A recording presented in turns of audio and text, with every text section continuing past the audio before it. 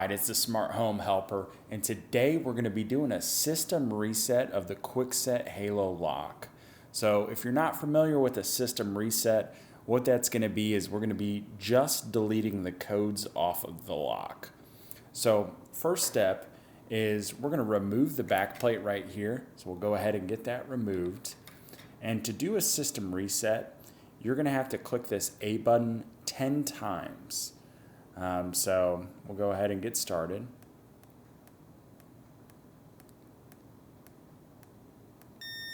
All right, and this puts it in the reset mode, and we'll click the black program button down here to complete the process. Now, a couple things to note. I've done this a couple of times. It's going to end with a rehanding of the lock as well, so that's something that we're going to be resetting. But this has been taking about 5-10 seconds for those lights to go through.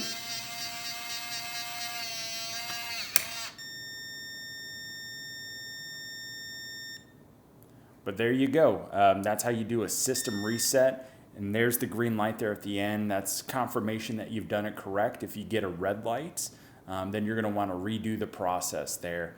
But that right there is how you reset the system on the Kwikset Halo lock. So that'll be the rehanding of the deadbolt, which direction it's going, as well as the codes being deleted on here as well. So let me know if you have any questions or if I can help.